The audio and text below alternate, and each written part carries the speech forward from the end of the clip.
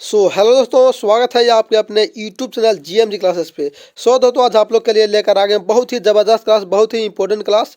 BSEB 12th final exam 2024 के लिए subject biology का अर्थात जीव विज्ञान का एनसीईआरटी इंटरनेट मॉडल पेपर जो 2024 के लिए, मतलब आप सिर्फ वही जो परीक्षा हॉल में छपने वाला प्रश्न है, जो वही वाला हम लोग का पढ़ना है, मतलब कि रिपीट करके याद करना है।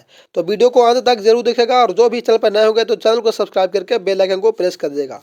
बाकी चलते हैं आज का डायरेक्ट क्वेश्चन की ओर। तो आपका फर्स्ट क्वेश्चन कुछ इस प्रकार से स्क्रीन पे दिखाई दे रहा है, जो बहुत ही लाजवाब, बहुत ही इंपॉर्टेंट साबित होने वाला है। देखिए, बता रहा क्या कि ओपेरोन मॉडल प्रस्तावित किया था, मतलब कि सबसे पहले ओपेरोन मॉडल को प्रस्तावित किसने किए थे। तो करेक्ट आंसर होगा दोस्तों ऑप्शन सी था। किसने? तो जैकब तथा मोनार्ड ने सबसे पहले ओपेरोन मॉडल को प्रस्तावित किए थे। करेक्ट आंसर ऑप्शन सी हो गया। बाकी चलते हैं आगे। आपका अगला क्वेश्चन पे ये भी बहुत ही लाजवाब क्वेश्चन है। बोल रहा है कि अंधापन के कुछ मामलों में इलाज में ऑप्टिंग हेतु दाता के आंख की कौन सा हिस्सा प्रयोग किया जाता है। प्रयोग में मतलब कि लिया जाता है, मतलब कि डायरेक्ट बोला जा सकता है कि मतलब कि जो आंख का जो दान दिया जाता है वो किसका दान दिया जाता है दोस्तों। तो राइट आंसर हो गया ऑप्शन सी अर्थात क्या, कोर्निया को दान किया जाता है। करेक्ट आंसर क्या हो गया ऑप्शन सी अर्थात कोर्निया को दान में दिया जा सकता है। ये सिर्फ घुमाने वाला क्वेश्चन दिया गया था, उससे हम लोग का मतलब नहीं है। डायरेक्ट बोला जा सकता है कि मतलब दान में कौन सा आंख का भाग दिया जाता है। तो राइट आंसर होगा दोस्तों कोर्निया को दिया जाता है। आगे चलते हैं आपका अगला क्वेश्चन पे। तीसरा क्वेश्चन बोला दोस्तों कि वर्णांधता में रोगी नहीं पहचान पाता है, मतलब कि जिस व्यक्ति को वर्णांधता होता है वो कौन सा कलर को नहीं पहचान कर पाता है। तो करेक्ट आंसर होगा दोस्तों ऑप्शन बी अर्थात क्या, लाल तथा हरा रंग को वो कभी भी पहचान नहीं कर पाता है। तो राइट आंसर ऑप्शन बी हो गया। आगे चलते हैं आपका अगला क्वेश्चन पे। चौथा बोरा के लैक ओपेरोन दमनकारी प्रोटीन जुड़ता है, मतलब किससे लैक ओपेरोन दमनकारी प्रोटीन जुड़ता है। तो करेक्ट आंसर होगा दोस्तों ऑप्शन बी अर्थात क्या, प्रचालक स्थल से। किससे? तो प्रचालक स्थल से जुड़ता है दोस्तों। करेक्ट आंसर ऑप्शन क्या हो गया, तो ऑप्शन बी हो गया। आगे चलते हैं आपका अगला क्वेश्चन पे, जो इस प्रकार से बहुत ही लाजवाब है।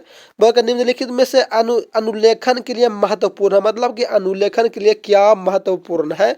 तो राइट आंसर होगा दोस्तों डीएनए मिथाइलेज। क्या? DNA deoxy ribonuclease acid methylase है जो क्या अनुलेखन के लिए महत्वपूर्ण है, मतलब कि इंपॉर्टेंस है। आगे चलते हैं आपका अगला क्वेश्चन पे। छठा पे बोल रहा कि प्रतिकोडोन या एंटीकोडोन पाए जाते किसमें पाए जाएंगे, डीएनए में या टीआरएनए में या आईआरएनए में या एमआरएनए में। तो राइट आंसर होगा दोस्तों ऑप्शन बी हो जाएगा। क्या? टीआरएनए मतलब क्या, ट्रांसफर राइबोन्यूक्लियस एसिड में पाया जाता क्या, तो प्रतिकोडोन या एंटीकोडोन पाया जाता है। राइट आंसर ऑप्शन बी हो गया। आगे चलते हैं आपका अगला क्वेश्चन पे। सेम टू सेम इसी तरीका के एग्जाम हॉल में पूछा जाएगा, तो इसलिए आप लोग एग्जाम हॉल में हेलने से पहले इसको कन्फर्म रूप से आप लोग याद कर लेंगे, ताकि एग्जाम में एक भी ऑब्जेक्टिव क्वेश्चन छोड़कर नहीं आ जाए। चलिए, सातवां क्वेश्चन बोल रहा है कि ऐच्छिक जीन के बहुलीकरण हेतु किसका उपयोग कर सकते। क्या? ऐच्छिक जीन के लिए बहुलीकरण करने के लिए किसका उपयोग करते हैं हम लोग। तो राइट आंसर होगा दोस्तों ऑप्शन बी अर्थात क्या, पीसीआर का। किसका? पीसीआर का, पॉलीक्लोराइड का। किसका? पॉलीक्लोराइड का हम लोग प्रयोग करते हैं क्या, बहुलीकरण करने में। आगे चलते हैं आपका अगला क्वेश्चन पे। आठवां क्वेश्चन इस प्रकार से दिखाई दे रहा है कि जब डीएनए के एक विलगन टुकड़े को 80 से 90 डिग्री सेल्सियस पर रखा जाता है तब उसमें क्या इफेक्ट या का क्या बदलाव पड़ता है। तो राइट आंसर होगा दोस्तों ऑप्शन बी सत का, इसका जो विकुंडलन हो जाता है, मतलब क्या कि जब डीएनए के एक टुकड़े को 80 से 90 डिग्री सेल्सियस पर रखा जाएगा ना, तो इसका में क्या होगा, तो इसका विकुंडलन होने लगता है। तो राइट आंसर ऑप्शन बी में हम लोग का नजर आ रहा है। चलिए आगे चलते हैं आपका नौवां क्वेश्चन पे, जो बहुत ही इंपॉर्टेंट है। बोला कि डीएनए संश्लेषण के समय बनने वाला खंड इनमें से कौन सा है। तो राइट आंसर होगा दोस्तों ऑप्शन सी हो जाएगा था क्या, ओकाजाइकी खंड। क्या? डीएनए मतलब डिऑक्सी राइबोन्यूक्लियस एसिड के संश्लेषण के समय जो बनने वाला खंड है वो हो जाएगा ओकाजाइकी खंड। ओकाजाइकी खंड हो गया दोस्तों। राइट आंसर ऑप्शन सी में नजर आ रहा है। चलिए आगे चलते हैं आपका 10वां क्वेश्चन पे, जो इस प्रकार से है, जो बहुत ये भी इंपॉर्टेंट है। बोल रहा कि बाहरी डीएनए को मेजबान कोशिकाओं में लाने हेतु किसका प्रयोग करते हैं, किसका उपयोग करते हैं। तो राइट आंसर होगा दोस्तों ऑप्शन ए था का, जीन गन का प्रयोग करते हैं। क्या? बाहरी डीएनए को मेजबान कोशिका में मतलब बाहरी से अंदर लाने के लिए किसका प्रयोग करेंगे, तो जीन गन को प्रयोग करते हैं। राइट आंसर ऑप्शन ए हो गया। चलिए आगे चलते हैं आपका 11वां क्वेश्चन पे, जो इस प्रकार से आपका स्क्रीन पे दिखाई दे रहा है कि एक सही अनुक्रम में डीएनए खंड जुड़ते हैं, मतलब कि सही अनुक्रम में डीएनए खंड जो जुड़ते हैं वो किनके द्वारा जुड़ते हैं। तो राइट आंसर होगा दोस्तों आरएनए पॉलीमरेज के द्वारा। क्या? राइबोन्यूक्लियस एसिड पॉलीमरेज के द्वारा क्या जुड़ता है, डीएनए खंड जुड़ते हैं, तो राइट आंसर ऑप्शन बी हो गया। चलिए आगे चलते हैं आपका ब्राह्मा के उत्तर पे, जो इस प्रकार से आपका स्क्रीन पे दिखाई दे रहा है। बोला कि एक जाति के लिए अनुपात नियत, क्या अनुपात नियत क्या है? तो 12 का जो राइट आंसर होगा दोस्तों वो हो जाएगा ऑप्शन बी हो जाएगा। अर्थात का ए प्लस सी क्या लिखा गया है, चलिए फिर से यहाँ थोड़ा सा लिख देते हैं। लिखा गया है ए प्लस के सी और बाई में दिया गया है टी प्लस के जी। मतलब इसका पूर्ण रूप आप लोग का पता होगा। एक क्या होता है, तो एडिनिन बोला जाता है, सी को साइटोसिन बोला जाता है और टी को थाइमिन एंड जी को गुआनिन बोला जाता है। तो एक जाति के लिए बोरा के अनुपात क्या हो गया, तो ए प्लस सी मतलब adenine plus cytosine by thymine plus के गुआनिन बोला जाता है। तो राइट आंसर ऑप्शन बी हो जाएगा। चलिए आगे चलते हैं आपका अगला क्वेश्चन पे 13वां क्वेश्चन पे, जो इस प्रकार से आपका स्क्रीन पे दिखाई दे रहा कि डीएनए रिपेयरिंग होता है, मतलब कि डिऑक्सी राइबोन्यूक्लियस एसिड रिपेयरिंग होता है, किसके द्वारा रिपेयरिंग किया जाता है? तो 13 का जो राइट आंसर हुआ तो वो हो गया डीएनए पॉलीमरेज द्वितीय के द्वारा क्या डीएनए रिपेयरिंग किया जाता है। राइट आंसर ऑप्शन मतलब उसी से उसका रिपेयरिंग किया जाता है। चलिए मतलब कि जिस तरह से आप लोग देखो कि एक तरह से मतलब कि रोड बना हुआ है, सड़क बना हुआ है, अब खराब हो गया तो पीछे से बना हुआ तो फिर से रिपेयरिंग तो वैसे से होगा, पीछे से होगा। ऐसा तो ना है कि मतलब उसमें फिर ढलाई किया जाएगा सीमेंट और गिट्टी के द्वारा, वैसा नहीं होता, समझे। चलिए आगे चलते हैं 14 पे। अनुलेखन में भाग लेने वाला एंजाइम कौन होता है? क्या अनुलेखन में भाग लेने वाला एंजाइम इनमें से कौन है? तो करेक्ट आंसर होगा दोस्तों डीएनए पॉलीमरेज तृतीया। क्या डीएनए पॉलीमरेज तृतीया है जो अनुलेखन में भाग लेता है। बाकी ए वाला नहीं होगा, बी भी नहीं होगा एंड सी भी नहीं हो गया। चलिए आगे चलते हैं आपका अगला क्वेश्चन 15वां क्वेश्चन पे बोल रहा कि ओकाजाकी फ्रैगमेंट्स कब बनता है? क्या ओकाजाकी फ्रैगमेंट्स कब बन पाता है? तो करेक्ट आंसर हुआ दोस्तों ऑप्शन सी साथ क्या डीएनए के पश्चगामी स्टैंड में। किसका? डीएनए के पश्चगामी स्टैंड में बनता कौन? ओकाजाकी फ्रैगमेंट्स बनता है। चलिए आगे चलते हैं आपका अगला क्वेश्चन 16वां क्वेश्चन पे, जो इस प्रकार से दिखाई दे रहा है कि कौन सा मुख्यतः अनुलेखित होता है। क्या कौन है जो मुख्यतः मतलब इन चारों ऑप्शनों में कौन है जो मुख्यतः अनुलेखित किया जा सकता है, समझे। तो करेक्ट आंसर होगा दोस्तों ऑप्शन सी अर्थात क्या उच्च पुनरावृत्ति का डीएनए अनुक्रम है जो क्या उसको अनुलेखित कर सकते हैं। राइट आंसर ऑप्शन सी में हम लोग का झलक रहा है। चलिए आगे चलते हैं आपका अगला क्वेश्चन 17वां क्वेश्चन पे बोला कि डीएनए द्विगुणन यह भी कहलाता है। मतलब कि डीएनए द्विगुणन और कौन सा नाम से जाना जाता है, मतलब उसका पर्यायवाची और क्या हो सकता है? तो राइट आंसर हो गया अनुवादन। क्या डीएनए द्विगुणन यह भी मतलब कि अनुवादन के नाम से भी जाना जाता है। करेक्ट आंसर ऑप्शन सी हो जाएगा। चलिए आगे चलते हैं आपका 18वां क्वेश्चन पे, जो इस प्रकार से दिखाई दे रहा कि डिऑक्सी राइबोज तथा राइबोज सकरा एक ही वर्ग के हैं। अच्छा दोनों क्या है, डिऑक्सी राइबोज और राइबोज सकरा दोनों एक ही वर्ग के हैं, जिन्हें कहा जाता है मतलब जिन्हें क्या कहा जाएगा? तो करेक्ट आंसर होगा दोस्तों ऑप्शन बी का पेंटोस। क्या पेंटोसिस कहा जाता है? क्या पेंटोसिस कहा जाता है। राइट आंसर ऑप्शन बी हो जाएगा। चलिए आगे चलते हैं आपका 18वां हो गया 19वां क्वेश्चन पे, जो इस प्रकार से दिखाई दे रहा है बोला कि डीएनए के न्यूक्लियोटाइड की व्यवस्था को किसके द्वारा देखा जा सकता है? क्या डीएनए के न्यूक्लियोटाइड को व्यवस्था को किसके द्वारा देखा जाएगा? तो करेक्ट आंसर होगा दोस्तों ऑप्शन बी अर्थात का एक्सरे क्रिस्टलोग्राफी। का एक्सरे क्रिस्टलोग्राफी के द्वारा डीएनए के लिए न्यूक्लियोटाइड व्यवस्था को देखा जाता है। राइट आंसर ऑप्शन बी हो जाएगा। आगे चलते हैं 20 के पे 20 बोला कि ओकाजाकी खंड है। मतलब कि ओकाजाकी खंड क्या है दोस्तों? तो राइट आंसर हो गया लेजिंग स्टैंड पर डीएनए के छोटे खंड को ओकाजाकी खंड कहा जाता है। राइट आंसर ऑप्शन सी में हम लोग का नजर आ रहा था। चलिए आगे चलते हैं same to same exam hall में इसी तरह से छपेगा, इसलिए आप लोग याद कर लीजिएगा इसको। और जितना भी फाइनल वीडियो बताया जा रहा है मतलब कि जितना भी फाइनल अभी रिकॉर्डिंग क्लास डाला जा रहा है उस सभी को एक बार आप लोग जरूर ज़बरदस्त तरीके से स्टार्ट से एकदम अंत तक जरूर देखेगा। जो भी हो, फिजिक्स हो, केमिस्ट्री हो, बायो हो, हिंदी हो या इंग्लिश हो, क्योंकि फाइनल में बस वही बताया जाता है जो सिर्फ परीक्षा हॉल में छपने वाला रहता है, समझे। चलिए आगे चलते हैं 18 पे 21 पे 21 पे कि डीएनए से प्रत्यक्ष रूप से में संश्लेषण नहीं किया जा सकता। डीएनए के प्रत्यक्ष रूप से संश्लेषण नहीं किया जाता मतलब किसको नहीं कर सकते हैं? तो राइट आंसर होगा दोस्तों प्रोटीन को। किसका?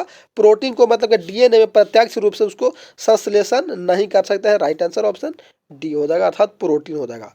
चलिए आगे चलते हैं 22 पे। 22 में बोल रहा है दोस्तों कि न्यूक्लिक अम्ल किस एंजाइम द्वारा खंडित होता है। क्या न्यूक्लिक अम्ल है जो कौन सा एंजाइम के द्वारा खंडित किया जा सकता है।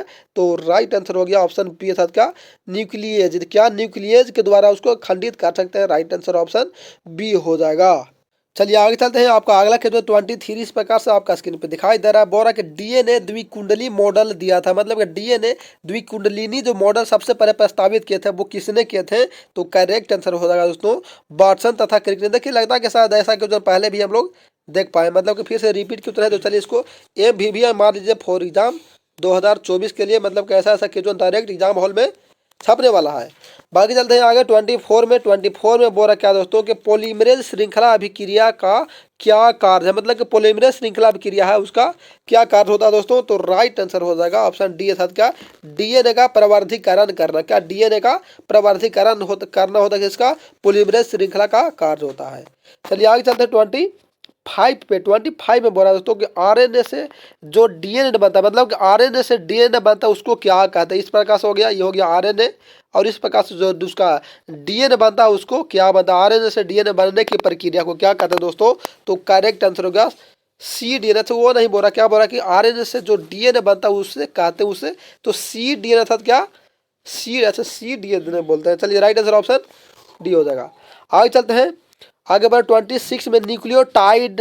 क्या न्यूक्लियोसाइड है, न्यूक्लियोटाइड नहीं बल्कि न्यूक्लियोसाइड बोला। न्यूक्लियोसाइड क्या है, किसका किसका मिश्रण होता है। तो करेक्ट आंसर होगा क्या नाइट्रोजनी क्षारक प्लस शकरा का मिश्रण होता है nucleoside. Right answer option A में हम लोग का नजर आ रहा है।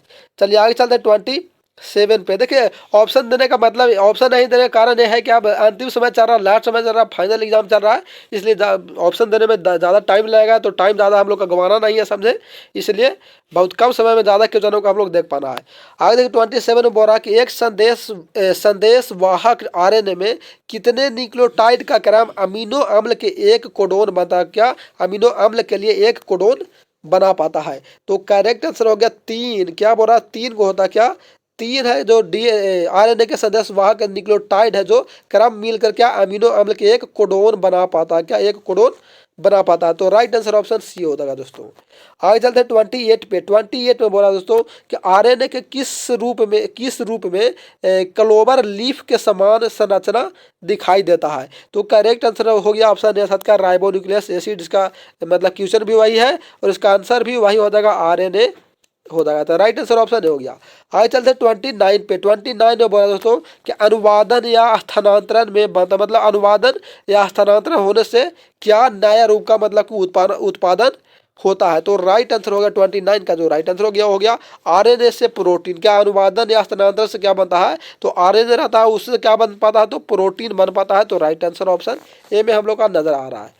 चलिए आगे चलते हैं 30 पे। 30वां क्वेश्चन पे बोल रहा कि प्लाज्मिड के संदर्भ में सत्य है, मतलब कि प्लाज्मिड के हित में कौन सा ऑप्शन सही है। तो 30 का जो राइट आंसर होगा तो ऑप्शन बी सही है, अर्थात क्या जीन स्थानांतरण में बहुत प्रयोग होता है। क्या जीन को स्थानांतरण करने में बहुत प्रयोग किया जाता है। तो राइट आंसर हो गया दोस्तों ऑप्शन बी हो जाएगा। आगे चलते हैं 31 पे। 31वां क्वेश्चन पे 31 क्वेश्चन बोल रहा है, ये तो आप लोग बता देंगे ऐसे ही। बता रहा कि डीएनए में साइटोसिन 18% है, ठीक है। तो एडेनिन का परसेंट कितना होगा। क्या 100 का कितना है 18, मतलब कि 100 में 18% क्या है तो साइटोसिन है। तो एडेनिन का परसेंट कितना हो जाएगा दोस्तों। तो इसका भी राइट आंसर हो गया 32% होता है। कितना 32%। करेक्ट आंसर ऑप्शन डी हो जाएगा। चलिए आगे चलते हैं। आपका अगला क्वेश्चन पे कि निम्न में से कौन प्रारंभिक कूट, क्या प्रारंभिक कूट के अंतर्गत कौन है जो आता है। तो 32 का राइट आंसर होगा दोस्तों ऑप्शन बी हो जाता है। क्या AUG2 GUG। क्या AUG से GUG है जो क्या प्रारंभ कूट। इसका तो आप लोग नाम तो बता ही दिए थे कि एक ए से क्या था एडेनिन, यू से यूरेसिल, जी से क्या था गुआनिन। इसका जस्ट पिछले बताए हैं। बाकी चलते हैं आगे 33 पे। 33 में क्या बोला दोस्तों कि अनुलेखन के समय डीएनए का वह स्थल जिस पर आरएनए पॉलीमरेज जुड़ता है उसको हम लोग क्या कहते हैं। ग्राही कहेंगे या प्रमोटर कहेंगे या इनहेंसर कहेंगे या नियामक कहते हैं। तो 33 का जो राइट आंसर होगा दोस्तों उसको क्या प्रमोटर बोला जाता है। चलिए फिर से क्वेश्चन देख लेते हैं। बोल रहा कि अनुलेखन के समय डीएनए का वह स्थल जिस पर आरएनए पॉलीमरेज जुड़ता है उसको प्रमोटर बोला जाता है। राइट आंसर ऑप्शन बी हो जाएगा। आगे चलते हैं आपका 34वां क्वेश्चन पे, जो इस प्रकार से बहुत ही लाजवाब क्वेश्चन है कि निम्न में कौन मोबाइल अनुवांशिक पदार्थ, अच्छा मोबाइल अनुवांशिक पदार्थ बोल रहा है दोस्तों, कौन है? तो राइट आंसर हो जाएगा ऑप्शन बी था क्या, ट्रांसपोजोन। ट्रांसपोजोन है जो क्या मोबाइल अनुवांशिक पदार्थ के अंतर्गत आता है। राइट आंसर ऑप्शन बी हो जाएगा। आगे चलते हैं आपका अगला क्वेश्चन पे इस प्रकार से दिखाई दे रहा है, बोल रहा है कि एक अनुवंशिक स्थल के उत्परिवर्तन के बाद निम्न में से किसके परिवर्तन के कारण एक जीन में परिवर्तन होता है? तो करेक्ट आंसर होगा दोस्तों ऑप्शन डी का, आरएनए अनुलेखन पैटर्न के आधार पर दूसरा में क्या होता है, परिवर्तन हो पाता है। तो राइट आंसर ऑप्शन डी हो जाएगा। देखिए ऐसा ऐसा क्वेश्चन आप लोग देखने को अभी तक नहीं मिला होगा, अगर प्रूफ के साथ बोला जाए तो नहीं देखने को मिला होगा, क्योंकि मैं आज लेकर आ गए थे NCERT internet model paper. NCERT का इंटरनेट मॉडल पेपर अभी आप लोग के पास अवेलेबल नहीं हुआ होगा, हमें पूर्ण विश्वास है। अगर हुआ है तो आप कमेंट करके बता सकते हैं। चलिए 36 में बोल रहा है कि आरएनए के पायरीमिडीन में पाया जाता है, आरएनए का पायरीमिडीन में और क्या पाया जाता है दोस्तों? तो करेक्ट आंसर हो गया साइटोसिन तथा यूरासिल का, साइटोसिन एवं यूरेसिल आरएनए के पायरीमिडीन में पाया जाता है। राइट आंसर ऑप्शन सी हो जाएगा। चलिए अब क्वेश्चन लगता है कि समाप्त हो गया, मात्र 36 ही क्वेश्चन था, जो बहुत ही लाजवाब क्वेश्चन था, जो मतलब कि डायरेक्ट एग्जाम हॉल में छपने वाला था। और पीडीएफ के लिए बता दूं, या कोई भी समस्या होगा, कोई भी प्रॉब्लम हो तो आप टेलीग्राम पे ज्वाइन हो जाए, वहां जाकर मैसेज कर देंगे, तुरंत उसका रिप्लाई कर दिया जाएगा। टेलीग्राम का लिंक इस वीडियो के डिस्क्रिप्शन में दिया गया है, जाकर वहां से ज्वाइन कर सकते हैं। बाकी थैंक्स फॉर वॉचिंग, और सपोर्ट के लिए लाइक सब्सक्राइब एंड शेयर करना नहीं भूलिएगा। और मैं हूँ आपका दोस्त, आपका प्यारा सा साथी भाई STN। तो चलिए फिर मिलते हैं अगले क्लास के सेट में अगले दिन, तब तक के लिए जय हिंद जय भारत।